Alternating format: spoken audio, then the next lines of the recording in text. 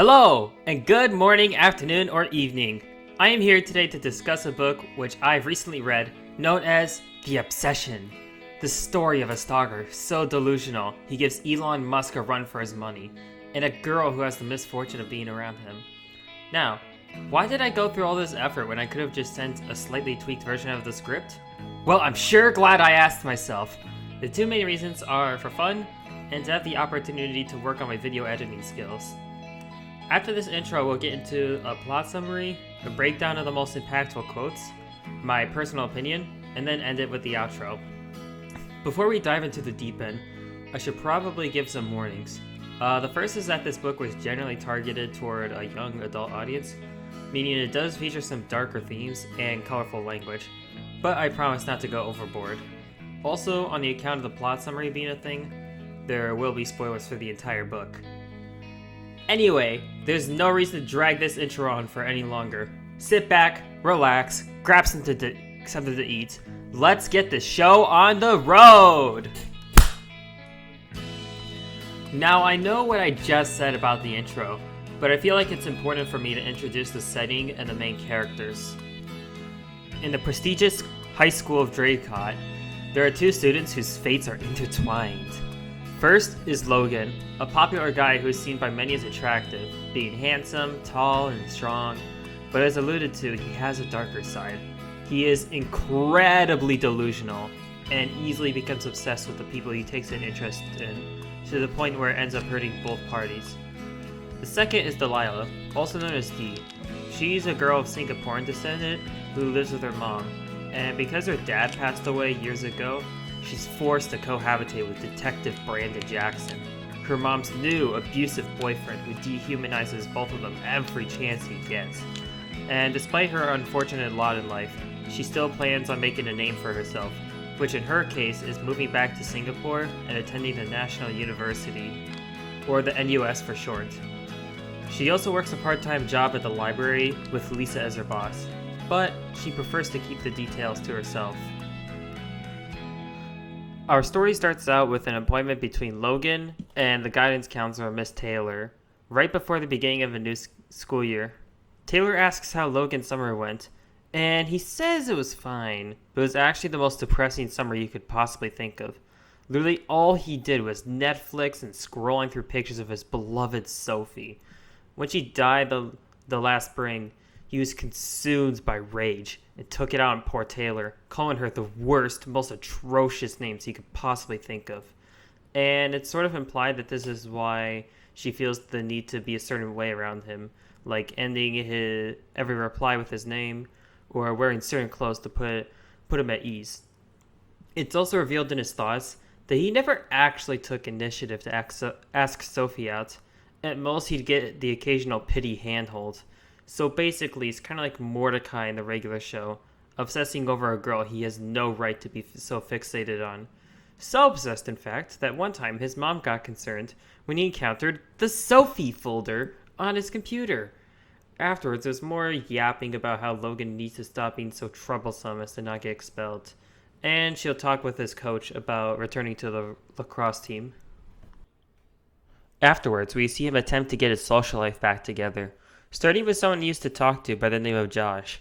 Although he's described as having a strange quality to his cheerfulness, like he forces himself to act happy in front of Logan. He then has some pessimistic thoughts about the various students that he goes with, before marching off to his class, and that's where Logan gets what he believes is a divine gift from the universe himself. He bumps into some mysterious person, and as he picks up his stuff and looks at her face, it's one with an uncanny similarity to Sophie. That's right, baby, it's Delilah time! The GOAT has made her debut! Their first interaction was very awkward, both of them failing to make a good impression, with Logan sounding angry while Delilah was shy and on the verge of tears. But suddenly, he had a new sense of life. The obsession had begun. He said it! He said it! He stations himself by a bathroom in order to find her after class, and observes from a distance as this mysterious girl is walking by someone we realize is Aisha. And as he listens to the conversation, she's name dropped. After the bell rung, he He rushed to his class, and like a Minecraft player which stumbled into a cave, he starts relentlessly digging, but his treasure wasn't diamonds or gold. It was information about the apple of his eye.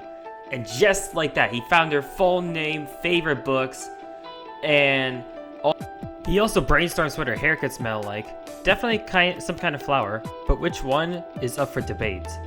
Jeez, this is enough to make your skin crawl. Afterwards, Google reveals news articles about Dee's father, a former oil rig engineer who went out with a bang in an offshore accident so astonishingly large it was caught by a satellite. I guess you could say working there was to die for. And to add salt to the wound, his life insurance is only enough to let Dee enroll in Drake. And the lemon juice on top of that is that her mom can't even be there for a lot of the time due to her working at a tech company which needs her more often than not. The snooping doesn't end there, however, as now it's social media time! He scrolled through her Instagram and Snapchat to see what was once a skinny tween which radiated joy 24/7, living her best life with her friends. And to Logan, her transformation into a silent, pale shell of her former self is a tragedy. That's when a light bulb that shined a demonic red appeared. In Logan's warped head, his purpose in life was to bring back the old, happy Delilah. He also takes a detour to see that Aisha went to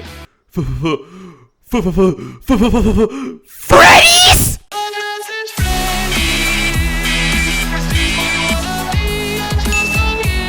Was that the bite of 87?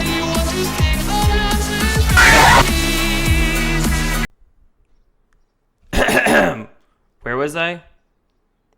Oh, yeah, that's right. Aisha screwed up, though, as Mr. I Can't Mind My Own Business found a post years ago, back when she was foolish enough to display Dee's address to the whole world, just for a post about a sleepover. The Predator slithered out of his dorm, and when he reached the ground, he was leaping and flying about, like a cheetah pursuing a helpless gazelle, which would inevitably become nothing more than cat food. He caught the bus to her neighborhood, and there she was in all of her splendid glory, happily braiding her hair with curtains wide open. And now, we get to hear about Delilah's perspective, starting out with her doing some inventory at home when she hears footsteps. But since it's only 5 p.m., she assumes it must be Brandon. But, surprisingly, it's her mom, which is weird because the only time she was home so early was to deliver the news about Pa's explosive demise. Mom said that she just wanted some more time off to do stuff like baking, but Dee can see right through her faulty lie. And after all, she only returned to work only a week after giving birth. She's not the type to have a vacation. It's all because of that human garbage that is Brandon, so insecure that he can't have a woman making more money than him. He's a man and he just has to be the breadwinner. That's just the way things used to be, and the way things always need to be. And Brandon even has the gall to manipulate Mom into thinking it would be even a remotely good idea to have children. Like anyone in their right mind would want to raise the offspring from a living demon like him. Dee feels like the presence of Brandon is her fault though, taking her anger out on Mom after the death of Pa, to where she turned to the only man in her life for guidance, but all he did was poison her mind and degrade her into his personal trophy. And as Dee was trying to bring her back to sense, the man of the hour bursted in with an ego that permeated the household. The way Brandon beat his mom to where she can't turn her hand without it clicking, getting infuriated with trying to help Dee with homework, and in general acting like a beastly testosterone monster, got Delilah reminiscing about the good old days. How his dad was kind and gentle, how despite living in California for over 20 years, he never lost his English accent, teaching her the ways of his homeland, the language, the food, taking her a couple times to meet his family. Outside of the almost unbearable heat, her dad made her love every aspect about Singapore. We get even more about her tragic home life. Bea made fun of for being Asian, how Detective Jackson had taken over the finances, and Mom has to panic over asking for a few of her hard-earned bucks to buy some ice for his whiskey. And when Dee gets blamed for using the last ice, he threatens to end her own life, only to play it off with laughter and pretend it was a joke. Logan is improving bit by bit. once again horsing around with his friends and starting to volunteer at the local animal shelter, thanks to his counselor yapping about the healing powers of animals and wanting her to quiet down. He was assigned to walk one of the larger dogs named Daddy, but this is Logan we're talking about. So of course, he takes this opportunity to go by his victim's house once more. Even worse, he reveals that he placed a camera in a tree across the street. Sickening.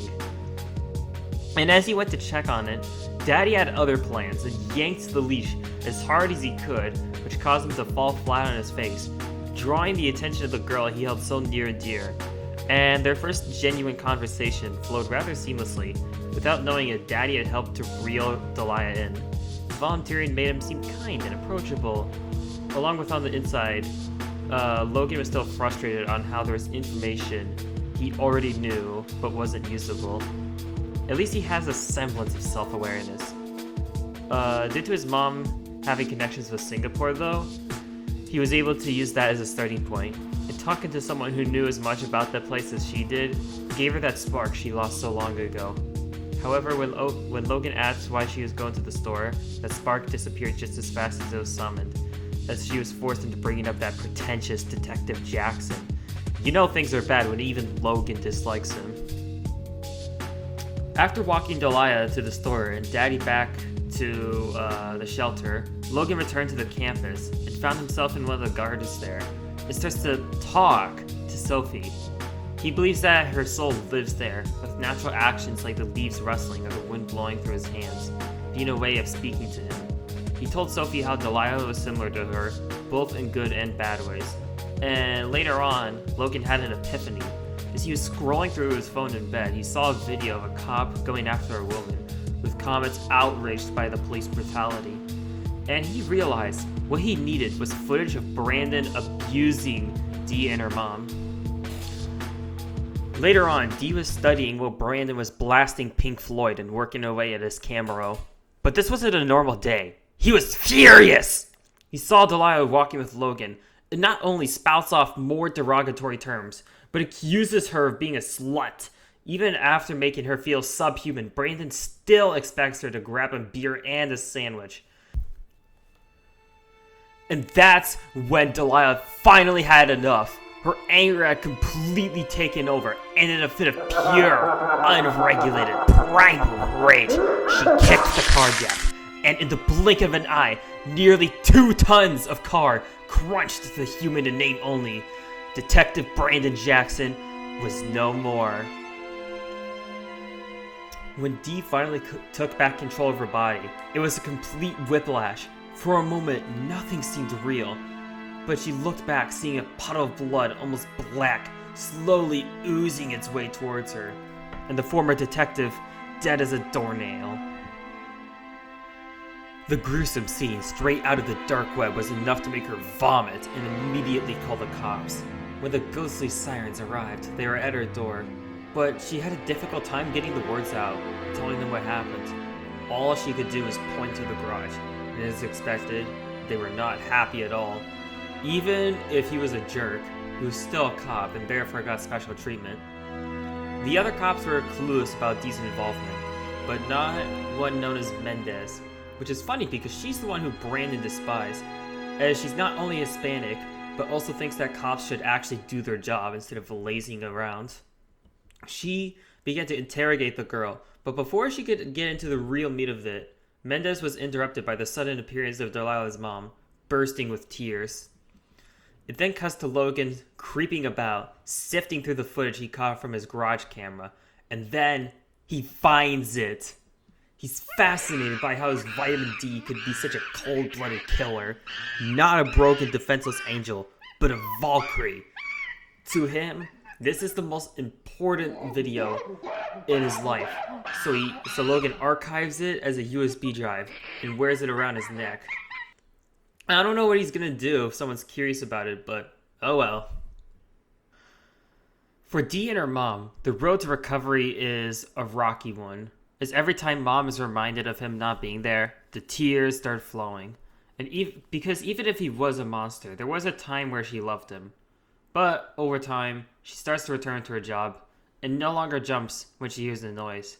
Meanwhile, Delilah doesn't have to feel like a slut for talking to other guys, and she begins to present herself more confidently, such as with her posture and facial expressions. Things are looking up for the two. And there's even one guy in particular that she has her eyes on. A man where every feature about him just calls to her. Logan. Even better is that Logan actually asked her out. Yippee! All I can say is, be careful what you wish for.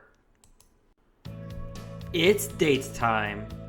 They first stop by a local deli to pick up some footlongs, followed by a hike up to Strawberry Point. For Logan, this is like a fairy tale.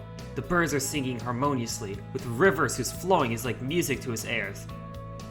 An air so pure and refreshing that you would think it's too good to be true, produced by the towering trees which watch over in a stoic fashion, all while his dream girl is by his side, hand in hand. In this moment, there's no hustle and bustle of the city, stress of schoolwork, or Detective Jackson haunting them. It's just two lovers having the time of their lives. There's a reason they were in the woods, however, as Logan was generous enough to get some tickets to Monkey See, Monkey Do, an obstacle course in the treetops. They bet $20 to see who could make it to the finish line first, and then Logan felt like he had ascended, the two swinging from rope to rope, scampering across narrow bridges, going through free fall with stomach-turning jumps. All the while they were in absolute fit of laughter, like a bunch of hyenas zoinked on cocaine.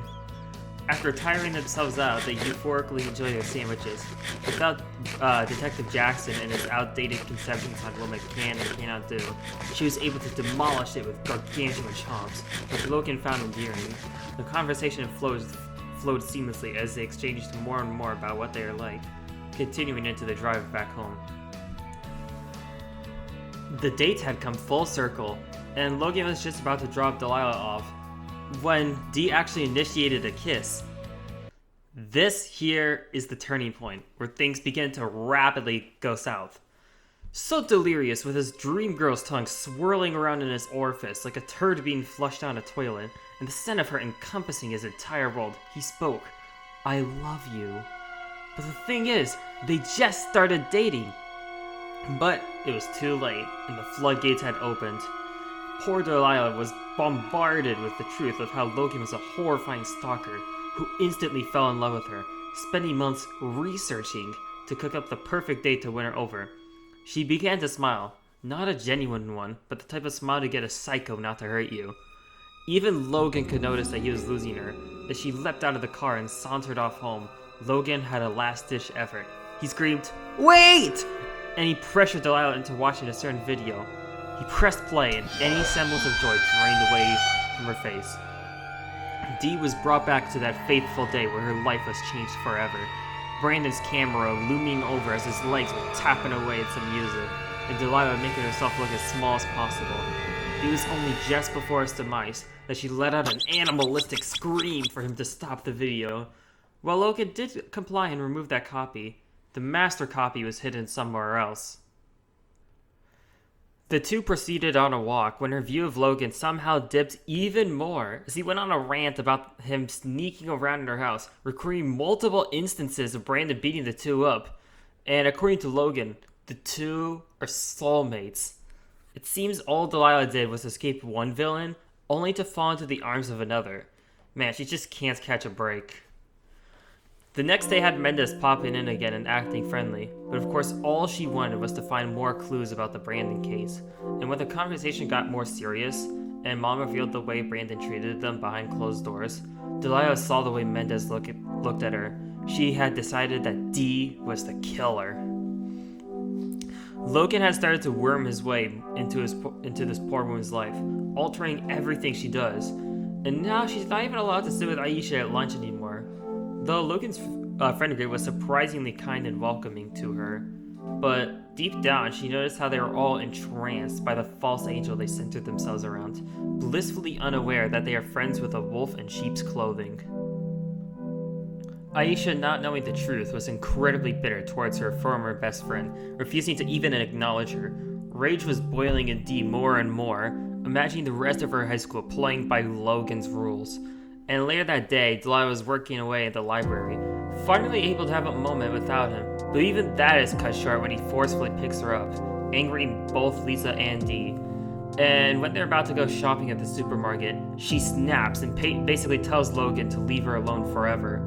And he reaches a new low, calling the police only to hang up at the last minute due to the D begging at his knees to give her a second chance. And then, after a shopping session full of passive-aggressive comments, Mendes basically jump scares the two, using all of her cop tactics to try to pry out as much evidence as possible. But this is also a blessing in disguise for Logan, as he was able to help his beloved to escape the hole he dug her into, lying about what happened on the day of Brandon's demise. If Logan wasn't there to steer the conversation in the right direction, Delilah would have been toast. But at the same time, if he didn't call the cops about the murder of the detective, they wouldn't be in this mess in the first place. Logan, Dee, and her mom proceed to eat what Delilah calls spaghetti carbonara, and Mom spills the beans about Delilah's college plans, a major loss for the goat. And being around him so much means she becomes more and more charmed by him, to the point where she sometimes has to leave the area just to remind herself of what Logan really is. After he's subtly forced out by Delilah, Mom confesses a few things. How she split about Brandon's accident. Part of her being happy it happens, but at the same time, as mentioned before, there was a reason he was allowed into their lives. He had a way of showing a fatherly love, overwhelming charisma for both of them, eerily similar to Logan. Well, if Mom spilled the beans, then it was Logan who ate them, as he had a not-so-pleasant surprise for his victim, as he decided to apply early for NUS alongside Delilah. It was then she began to imagine the rest of her life, the two practically glued together, charming her Singaporean relatives, battling the tropical weather. No matter how much she begs to be free, Logan will explain to her like a small child, insisting that the two are soulmates.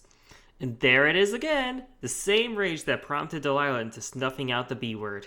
But when she goes on a rant about him needing to get out of her life, he basically threatens to teach her a lesson if she refuses to comply. Later on, Logan was pacing around in his room, bubbling with so much rage, thinking stuff like, how could she be so ungrateful? All this time I tried to protect her, and this is the thanks I get? Out of sheer uncontrollable anger, he demolishes his room's wall with a single punch that did just as much damage to him. He channeled his frustrations into some exercise, jogging to his heart's content, not thinking about his victim for the first time in weeks. But what do you know, his body instinctively takes him to her house. In a rush of hormones, Logan sneaked around the outside, spectating as his vitamin D slurped down some noodles, followed by encountering a wall trellis leading up to the second floor. He scampered up, where he was never allowed before due to D being reasonably resentful. He was in their bathroom, sifting through beauty products and finding one which he assumes belongs to the apple of his eye. One whiff floods him with images of D utilizing it. But one of the two begins their beauty routine! So he has to leap into the bathtub and remain as silent and motionless as possible. All he could do is take tiny gulps of air and speculate as to whether it was Delilah or her mother. He's lucky the routine didn't include a shower, so Logan was able to slink out once they left, but not without snagging a souvenir, in this case being one of the smaller creams. For the first time in what feels like forever, Delilah didn't have Logan following her around like a seagull looking for chips. It was a Saturday, and she got up as early as possible to catch the bus to Draycott. What she needed and missed most was talking to Aisha. Dee made it to her dorm, and despite Aisha being very tempted to snap, she saw how desperate her former best friend was. Instead, she caved in and got the two breakfast. After stacks of pancakes and burritos, the conversation flowed seamlessly, almost like how things were before everything turned into a downward spiral, before Logan's constant pestering, Brandon's reign of terror, and even Pa's explosive demise. Even if Delilah had her doubts about people saying she's being overly dramatic or ungrateful, she let all of it loose, or at least as much as possible. Of course, she couldn't talk about the incident with Brandon, but still. She was pleasantly surprised when Aisha was sympathetic, and it was also a learning experience when Dee was told about Logan's infatuation with Sophie, and how she had a phase very similar to hers. The thing is, she succumbed to overdose after getting expelled, and maybe Sophie's downfall could be Delilah's saving grace. She was going to try to be like a genie, with Mendes still frantically searching for a suspect, and Logan etching for a girl who no longer exists. Maybe both would get their wishes granted. There's a reason that both Delilah and Lisa wanted to keep their work at the library a secret. Why Delilah gets so angry when Logan barges in. The truth is that the two are actually working for the drug ring of Dracot, and the library is their way of preparing and cataloging their supply. Delilah is going to have to break a promise of never taking any of the drugs for personal use though. And she starts to cook various treats loaded with all sorts of drugs just for Logan. Cupcakes, brownies, cookies, you name it. It's a way for her to not only let his guard down, but also to slowly weaken him physically and mentally, giving her enough time to concoct the next step in her improvised plan. Logan has started to feel the effect, having erratic mood swings, from feeling high in the sky to irritable and able to lash out at a moment's notice. And every time he blinks, it's almost like teleporting. Delilah's changed around him as well, with the previously mentioned treats, but also in general being more friendly towards him. Logan doesn't seem to notice anything though. He just thinks that he needs to be around her. And after some more childlike misbehaving, Logan blinks and finds himself in front of Vitamin D's house once more, rapidly clawing his way up to the second floor and sneaking into her bedroom. Heaven on earth for Logan. With both women out of the house, he was free to revel in what he believes is the universe's way of rewarding Logan for his patience. There were posters, photos of her parents and friends, and copious amounts of jewelry. And like last time, he yoinked one of her many earrings because he needed a souvenir, because he just can't get enough of the girl that his whole life is defined by. Then, there is her drawer, filled to the brim with panties which just called to him. But he wasn't a pervert, no! Instead he got a big whiff of her pajamas. Yep, because he's just that much of a gentleman. He then leapt onto Dee's bed and imagined what it would be like to watch her drift off into dreamland, until the earring gave him a sharp jolt of pain, and the drugs were giving him voices in his head. Oh, Sophie left you for other guys. Dee will never love you the way you did to her. And despite his best efforts to suppress the malice festering in his brain and only amplify, climaxing, they said, the only way to keep her safe is to kill her! Take her life! And it also triggers a flashback where he sneaked into Sophie's room to give her a gift, only to realize she wasn't breathing when he violated her personal space. And teleportation strikes again! He blinks and is in front of one of his enemies, Mendez. Observing the obvious clues of Logan being an addict, she interrogates him about the reinvigorated drug case and why he's a mess with twigs in his hair outside of an empty home.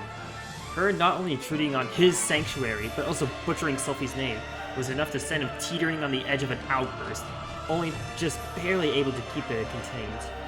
And later on, the infamous couple are working on their applications in the library, but Logan clearly was not doing well. All that MDMA, ambient cocaine, and who knows what else had clearly taken a toll. And he was now an anxious, fidgety, occasionally angry mess, which would probably look like the Five Nights at Freddy's 3 menu at a first glance. She asked to take a look at his essay, and this new Logan was careless enough to leave her alone with the computer while he went to the bathroom. He's so out of focus that even when he catches her searching for the video and she insults him, Logan plays it off by saying, oh, stalking's only natural when you're curious. And after causing some more ruckus in the library with his tweaking and noise making, Dee guides him out so that she can focus on her work. But what do you know? We get another Five Nights at Freddy's reference when Mendez jump scares the two workers. She had come looking for the Post Your Secret board, a whiteboard for students to anonymously share secrets. Nothing special was found there, but Mendez did feel the need to have a one-on-one with Delilah, basically telling her to be careful about Logan on the account of him being an addict. It is like a bit of a wake-up call to her, but for a different reason. Her plan is unraveling too quickly, before she could even brainstorm the next steps. And if things got too out of control, Logan would get arrested and rat out his girlfriend. And also because she found out that Logan broke into his house. Now that Logan was mentally not all there, Delilah began to continue to make Logan trust her more and more. The two went on a walk throughout all the beautiful outdoor spots the school had to offer, and began to try and manipulate Logan into deleting the video, confessing that she's falling back in love with the man who tormented her, and just wants things to be pure like how they were on the first date. But Logan saw the fear in her eyes, especially after the withdrawal made him squeeze her arm with astonishing strength. He realized the voices were right. The only way to make D his property forever was to take her out. Aisha and Delilah decided to try and take matters into their own hands, sneaking into the boys' dorm to find Logan's room and demolish the video. So Dee made her friend call Logan to meet outside, allowing her to slink into the building, and after stealthily gliding up the stairs, she encountered the lion's den. His room was atrocious. No longer having the mental capacity to take care of himself most certainly meant the room would fall to the wayside. Piles of dirty clothing and litter covered the floor and provided a rancid stench enough to make a skunk blush. Delilah was also here to frame him as the kingpin behind the infamous drug ring. Hiding pills here and there, which would enforce the idea of him being an addict, wouldn't be too far-fetched to see him selling the stuff. After impersonating an R-rated version of the Easter Bunny, she searched for a flash drive that could contain the video, but came up empty-handed. And that's when she had an epiphany. The video was in Logan's necklace! But before she could leave without a trace, he looked outside and saw Aisha being thrashed about by the vicious creature she was forced to call her boyfriend, before just as quickly pushing her aside and storming back in. She was lucky that the bathroom was only a short walk away, so she hid there until hearing the door click shut. She exited through the back door and felt the need to apologize to Aisha for the danger she was dragged into, as it was the first time Aisha got to see his true colors. After the main event, they decided to spend the night at Aisha's dorm. It's somewhat of a bittersweet moment, since they both realize how they may never be this close again. When high school comes to a close, their lives will go separate paths, and it really makes you want to appreciate the little things more. Meanwhile, Logan was really losing his marbles, chilling in the school garden when he starts to imagine Sophie talking to him, hissing at him for messing up with the gift that she sent. And that's when he decides to get rid of the video, so according to him, they could be like Romeo and Juliet forever and ever and ever. He calls her to meet up at a nearby river later that night for a special surprise, and she says yes! One thing though, he exercises with Josh to pass the time, but he's been so concerned about him the entire book, rightfully so, and Logan has had enough of Josh pestering him. Logan blinks, and boom! Josh is badly beaten, lying on the ground with blood oozing out. Dracott has a zero-tolerance policy on physical violence, and getting a call from his guidance counselor, he knew his time was up. So instead of reporting to the principals, he rushed over to give the surprise. But not before looking in the mirror. Logan was a shell of his former self, from a radiant, powerful jock, which all the girls admired, to a sickly pale with cracked lips and bloodshot eyes. Both were early, and the two joined hands and walked deep into the woods where nobody would find them. It was the closest thing Logan had to the magic of the first date, and once they were far enough, Logan unscrewed his necklace, grabbed the only copy of the video, and snap! It's like it was never there. Laughter bursted out from both of them. Delilah's reaction was so pure, flinging herself at Logan with a massive hug. But what Logan believed was the rekindling of their life was suddenly interrupted by a phone call. Logan's parents were steaming with pure, unfiltered anger, but due to the elephant in the room, he was unable to form coherent sentences or even words. He was powerless to change his fate, tears running down his face, and he tried to spout a curse at his former girlfriend, but once again it was futile. He lunged after her multiple times, but the world was practically spinning around him at the speed of light as he fell face first into the river. He tried to break free, letting out primal screams in the process, but the last thing he would ever see is the stone-cold face of a Valkyrie. Logan was no more. Delilah stayed a bit to watch his body float downriver before picking up the pieces of the USB drive and leaving. Now all she could do is mourn the loss of what little innocence she once had. Tears came flooding, and things didn't go quite as planned. But when Logan lunged at her, his fate was already sealed. But it was better this way, since Logan could always get out of jail eventually and track her down. His death ensured that no man would ever take control of her again. There was one more loose end to tie up though. She did the one thing Lisa said to never do, and when she arrived at the library, she practically leapt on her with a face as red as a demon, the friendly librarian act being gone. After discussing how she had framed it on someone who could never strike back, Lisa saw inside Delilah. The predator she really was terrified her, and after giving her the alibi of working that night, Dee was told to leave and never return. She had no man in her life to control her, no drug case to get wrapped up in. Her golden age had begun. Her curtains wide open, putting her on full display for all the world to see. Really, she should be more careful. She was so luminescent, she could easily attract some creep's attention. Logan, page 19. Logan is just an absolute goldmine of quotes which boggle the mind. His lack of self-awareness and his hypocrisy is so hilarious it almost makes me want to burst out with laughter. Delusional people like him might be harmful at times, but at least they make for good entertainment. I'm sorry I had to do that, Dee, but I need you to know I'm serious about this. I'm serious about us. Logan, page 160. This is from the scene where Delia tells Logan to leave her life, and to keep her in line, he threatens to report her for the killing by starting a call with the cops. I feel like it's a good example of how Logan doesn't genuinely love Delilah, as if he cared about her well-being, he would have left the moment she asked, or even better, never stalked her in the first place. It's also an excellent way of showing that Logan isn't just some harmless follower. He is a genuine threat who will hurt Delilah if he isn't taken out of the picture. The rat was me, or rather it used to be me, but not anymore.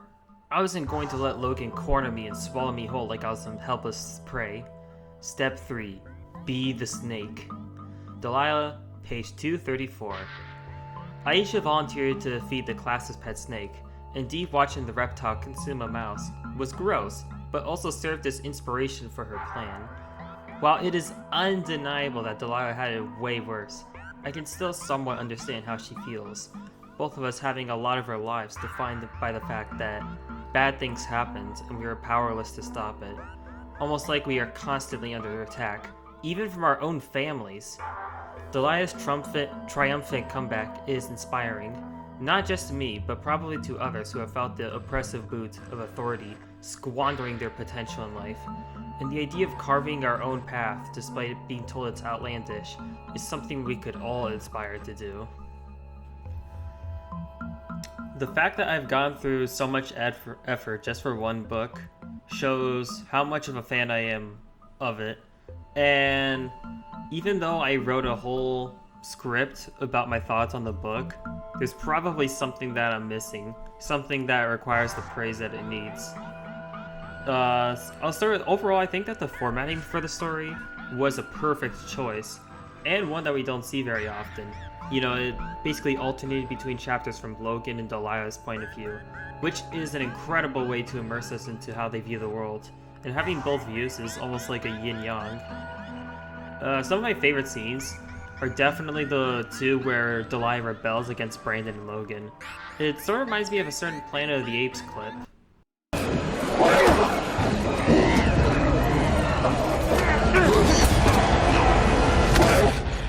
Take your stinking paw off me, you damn dirty ape!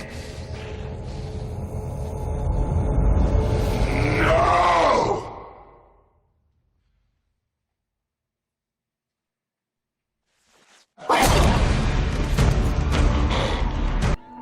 Overall though, I don't think there's a single bad part of the story. Every scene and every character feels like it has a purpose. And also, if you ask me, Logan has to be the biggest fumbler of all time. Like literally, this man had a 10 out of 10 baddie within his reach, but right as things reached their peak and he was about to win her over, he chose the absolute worst, bottom of the barrel dialogue option possible, and every single chance he had to fix things only amplified the situation. Like, seriously, how could anyone think that blackmailing their lover with a snuff video featuring them as the star of the show is the ticket to a sustainable relationship? I'd say that his aura debt would be paid off by his grandchildren, but that's not even assuming he could keep anyone. And you know what the worst part it is? It's the fact that despite this being a fictional story, it's not so fantastical that it's impossible for at least one out of the 8 billion hairless monkeys to be like him. But hey, it worked. And the fact that he has the social awareness of a lobotomized goldfish is partly why I'm such a fan of the obsession. I also like the way that it builds up to Delilah getting that stroke of genius on how to take down Logan. Like, starting out with feeding him copious amounts of drugs to whittle away, both on the outside and the inside, until, despite having the lion's share when it comes to strength, he's helpless as his pathetic life gets snuffed out by the predator that he provoked. And I also like how the plan is sort of improvised and on the fly. It's sort of a cool way to show that even if she is the protagonist, she's not a genius. Delia is only a high schooler thrown into a really tough situation that even most adults wouldn't be able to get out of. And it's easy to get the feeling that one slip-up could be a catastrophe. Part of making it through unscathed was getting lucky. There's a reason that earlier on I said that Delia is the GOAT. It's because it's true. In general, she's just such an amazing character in my opinion. Now, I feel like in books and movies, it can be difficult to come across well-written female characters, as a lot of the times they're either damsels in distress or part of a pseudo-woke narrative with characters that feel more fake than a politician's promise. And her arc, in my opinion, has a way of teaching women that they don't need to rely on a man without it being forced. And you know, if you ask me, if this story took place in the 50s, a lot of people would be happy that Delia found a man so in love with her. And even if she searched for help, Dee would be completely ignored, especially since she's a minority. Also, after reading the graphic novel version of To Kill a Mockingbird in English class, it got me thinking as to what other books could benefit from a new interpretation. And in my opinion, The Obsession is an excellent candidate. I think it'd be really interesting to observe how the author imagines the characters and the settings to look, and especially the facial expressions, like Logan's psychotic smile, Delia's fear, and so on. And I know for certain that the obstacle course scene would be a highlight in terms of the visuals. And a new version of the story would also be a great opportunity to expand on some aspects of the universe, like Aisha and Pa, or even seeing Logan and Sophie's dynamic. I guess sort of like a prologue into the main stuff. It's a book just begging to someday be turned into a short series. Personally, I would love to see an animated adaptation, but I wouldn't complain about a live action either. And no matter how much I like something, I always have a difficult time saying that anything is truly perfect, as the truth is that everything has flaws. That's just simply how the world is. However, for what this book aimed to be, and for how much joy it has brought me, I just have to give it a perfect 10 out of 10. The process of making this video and reading the book has just been amazing. Probably one of the only homework assignments that I genuinely looked forward to. And honestly, I consider myself to be an artist, and both drawing and video creation are my art forms. And this was an excellent opportunity to grow my skills and do something that truly makes my heart sing. And to my teacher, thank you so much for making me genuinely excited for school and providing me with this gift. And of course, a massive shout out to the author. Probably butchering the name, but Jesse Q. Sutanto. Thank you for manifesting this gem of a book into existence. Well, it's been fun, but it's time to wrap things up. Stay cool.